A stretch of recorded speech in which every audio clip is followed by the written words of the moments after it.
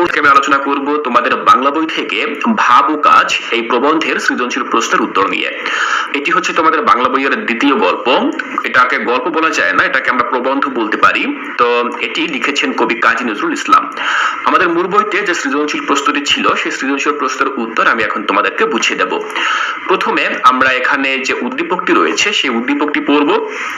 তার আলোকে এখানে ক খ গ ঘ চারটি প্রশ্ন রয়েছে, এই প্রশ্নগুলোর সমাধান আমরা দেওয়ার চেষ্টা করব।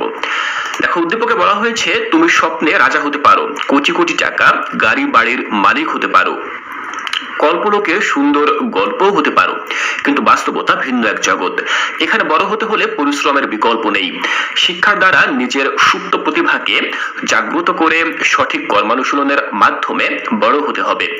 সুতরাং কল্পনার জগতে হাবুডুবু না খেয়ে দেশ ও জাতির কল্যাণে আত্মনিয়োগ করাই মনুষ্যত্বের পরিচায়ক।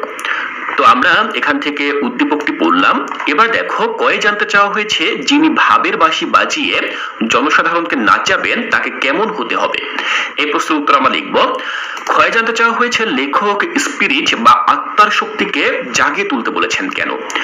গ, উদ্দীপকটি ভাব ও কাজ প্রবন্ধের যে দিকটি নির্দেশ করে তা বর্ণনা করো। এরপর ঘয়ে বলা হয়েছে কল্পনার জগতে হাবুডুবু না খেয়ে দেশ ও জাতির কল্যাণে আত্মনিয়োগ করাই মনুষ্যত্বের পরিচায়ক। মন্তব্যটি ভাব ও কাজ প্রবন্ধের আলোকে মূল্যায়ন করো।